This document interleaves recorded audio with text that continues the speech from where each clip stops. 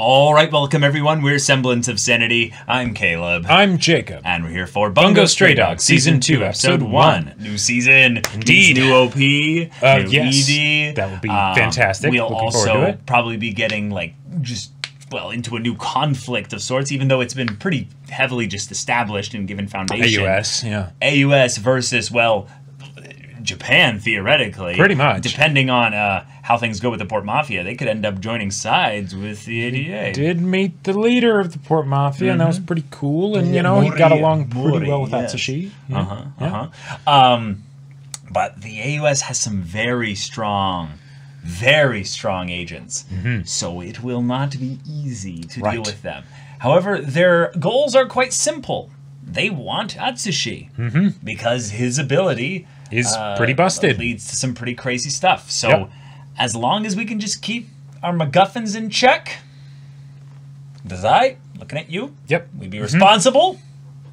Looking at you, Dazai. No, that you've already lost as soon as the words Dazai and responsible left your lips. Are you kidding me? Are you kidding me? Big brother Dazai would never be irresponsible. Never.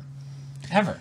Yeah. Never, ever. As long as Dopo is within 500 feet of him. $10 says that we have Dazai being irresponsible in the first 5 minutes of this episode. I will not take that. Yeah, I didn't think so. So y'all, without further ado, let's get into this. Alright everyone, now be sure to go check out the reaction portion of the video in the description below, then come back here for the discussion.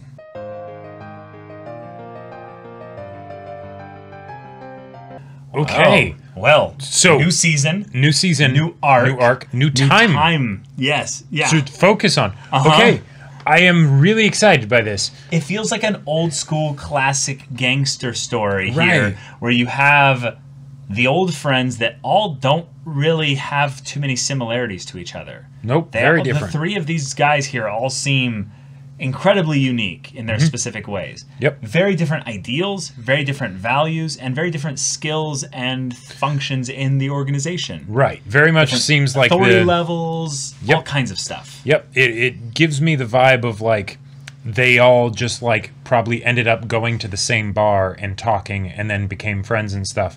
But like they probably never interact with each other regularly for work. Like, but I love how they called themselves the Stray Dogs. Yeah. Like, yeah, feels really like wholesome found family kind of thing of, hey, yes, we're all in this crazy world of the mafia and stuff, and we're the oddballs in here that you know found each other. That found each other. Yeah, and they'll look out for each other for sure. But this is a weird dynamic here because there's no Chuya. Nope. There's no Akutagawa. There's not even any Mori Ogai, the what we assumed would have been the current leader of the Port Mafia back then. You know? So I want to point out that Elise referred to the person as Rintaro, which could theoretically be like a nickname, or like his actual name, and Mori Ogai is like the mafia name or something like that. I don't know. Sure. Because he looked. It's still Elise. It's the same girl. Still, right. It's still Elise, and he very much looks like Mori Ogai and did the same pose. You know, when he was sitting down and had similar outfit and you know all that stuff. But yeah. Yeah. Despite though that it's being only 4 years in the past, a lot of things are different in the Port Mafia. Like the Black Lizard is still there. You know, but yeah, but they're so flimsy in terms of their dealings financially. They're actually not in a good way. The way that, and this is something I was painstakingly trying to keep track of, is that Ango is giving this whole other byline of talks regarding transactions that he's been doing with the Port Mafia, while Odasaku was giving kind of exposition about the characters and stuff. And he was going into how like just the idea that he got this antique watch boosted their sales or what have you by like 34%, by like their earnings or what have you. And it's like, whoa. So you guys are really not doing well financially then, if that's all it took to boost you guys up that much. Gotcha. Well, but that was a really tough part to follow specifically because it's over the course of like, you know, yeah, here we go. So he says, I'd like to show for my efforts this antique watch. This concludes about 74% of transactions for this quarter. And if I account for the 8% of existing organizations, our profit has exceeded last year's by 34%. Yeah. Which to me sounds like not good things. Maybe it's that the Port Mafia is like they're fairly new at this point, you know?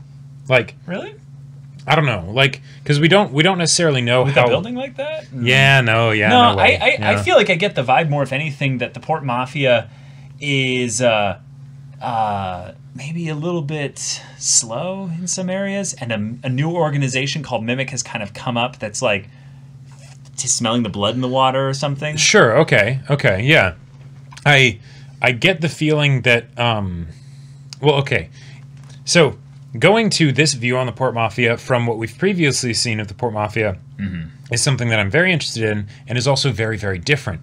Because the Port Mafia that we'd seen up till now, or up till the previous episode, wasn't particularly competent. Like, they were constantly getting foiled in fights that they picked, right? Yep.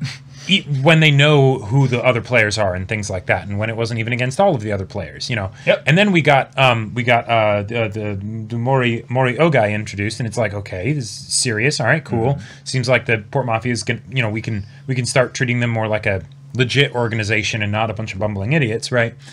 And now we go back into the past.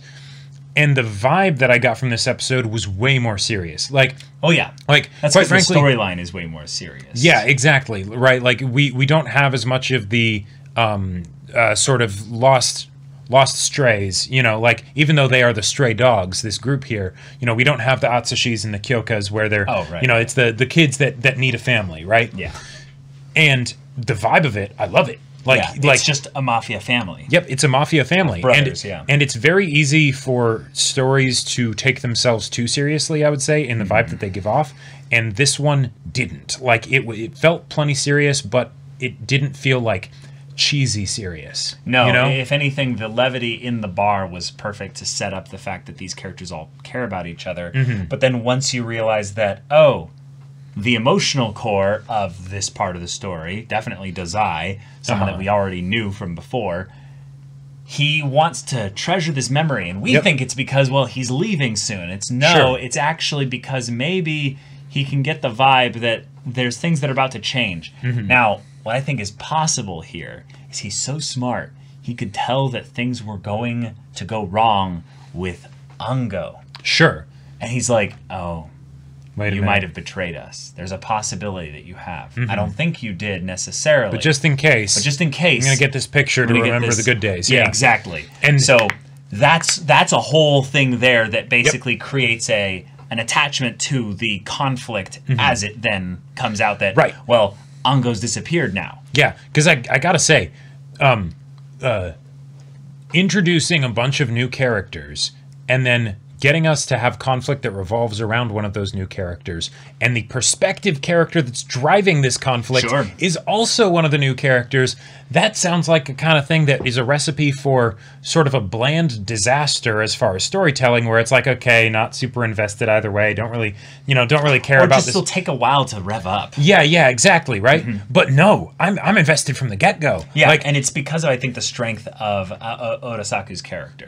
And it's something where, given the fact that we know that Dazai ends up leaving the Port Mafia, and we have not seen either of these two characters in the actual show, that makes me really sad, because this feels like some sort of Greek tragedy where we know it's going to end really badly. It's just maybe a question of which one both of them are going to die. Well, no, we know that one of them dies. Well, that's how it starts, but that isn't necessarily how it ends. Hold on. Remember, there's a part of where things are spoken about in past tense, and it gets empirical. It's like this was the last time that they were able to. Yeah, exactly. So because one of us died soon after. Right. So yeah, that's where no one has died yet. Right. So until this happens, no one else can die. Only one person can die.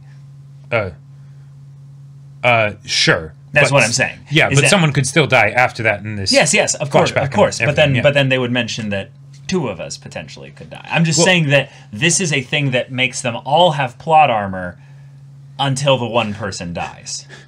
That is a really funny way of putting it. That is accurate. That is accurate. Sure.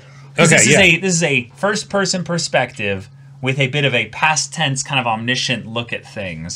This is Urasaku being the person with first person, right? We know there's a bullet out there that's going to take out one of them. And it's probably almost...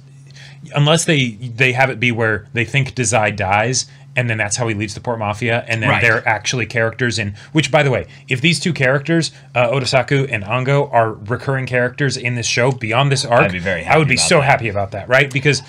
But it would my idea of it being Dazai that's dying, quote unquote, I don't think that's going to be what it is. And it would feel a bit weird to then all of a sudden, oh, there are these characters that are a lot closer to Dazai than the previous characters that we've seen Dazai interact with in like the first season, and then they become recurring like that.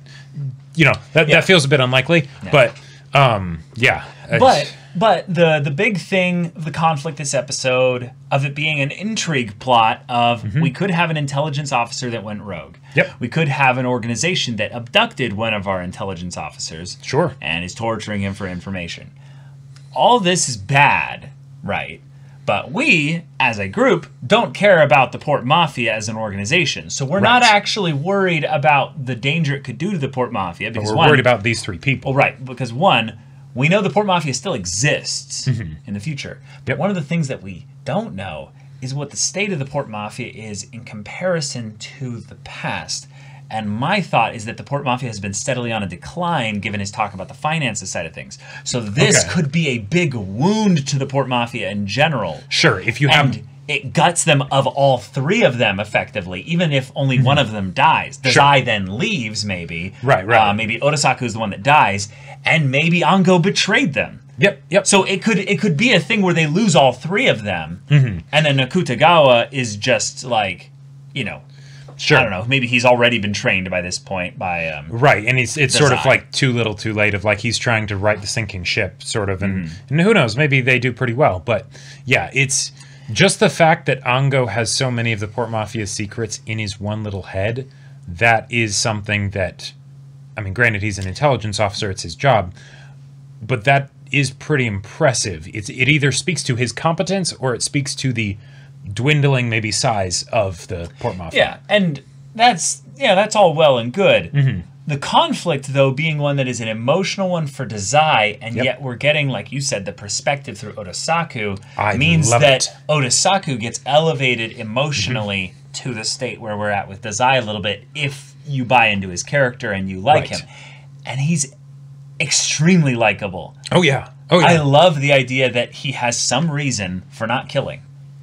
And also a mechanical reason for how he's been able to get by in this world, even if he doesn't do as well as he could if he were to be killing people. Right. Like that's awesome. Because if you were to have like an actual regular ass person that's like, I never kill people, I'd be like, well, really? You shouldn't join the Mafia. You shouldn't join the Mafia then. Like, you must have just not been given good jobs, and it's only a matter of time, right? But we can see how I just deal cards at a casino. I never thought I'd have to kill anyone. Right, exactly. Like, well, we're recruiting everyone that's lazy, so here you go. Here's a gun. I need you to go kill some people. Exactly. Point and shoot. There you go. Yeah. But it's also something where I think it's really brilliant because Dazai is such a character that I feel like that would be a lot of energy for someone that you are around constantly. Like these little breaks and stuff where we're away from Dazai make it all the more like fun when he then shows up again. He shows up because he's his goofy self and also his depressing self. Right. Yeah. Having someone like that's like your perspective character the whole time. I could see that changing the tone. Yeah. Or getting a bit weary of his repetition surrounding the desire to leave this oxidizing. What did he call it? This oxidizing, he had a real remnant of a world. Or something. Great description for it. When he's staring down the gun. From the give me what I want guy that didn't die from like when he got shot at 5 times. Please take me with you. Wake me from this oxidizing world of a dream. Jeez. Now, one of the things that I'm curious about is, do you think we'll get even more past stuff from Dazai from this point in the timeline? Meaning, we'll go even further back than this. Because it feels like Dazai has already done things or experienced things that make him... No, I am not interested in this ridiculous world. I feel like if we were to get more of Dazai's backstory, which we totally could, I think it would be seeing him join the Port Mafia to start. That makes sense. Like because right here it's something young, where it's even though he's young and all that stuff, he's super established. You know, he's the savant when it comes to this. He was practically born to be in the Mafia. You know, which makes it all even his more life curious he wanted that to be a leaves. gangster. Oh my God. Yeah. Yeah. I mean, yeah. Okay. We have a freaky organization that gives me cult vibes. It's called Mimic. Yeah. Why are they called Mimic? That does not inspire fear or respect. It inspires a question. Right. Why Mimic?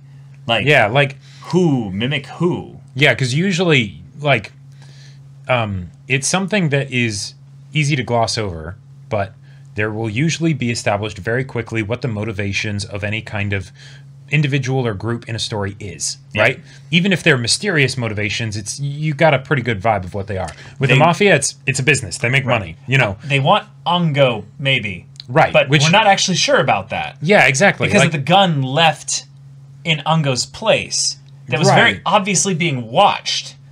So why? Like, why? It's not like if they're the people watching it, what? There's something special about the gun that they need to get? Like, that wouldn't make sense. You know, if it was something where they wanted someone to find it and then they kill the person as like a cover-up, as like a bad cover-up, so that way people think that Ongo, like, is secretly part of the organization and didn't want anyone to find out. You know, I don't know. But so this person here was the sniper that they dealt with. They tracked him down properly. What if Ongo wanted to leave the Port Mafia?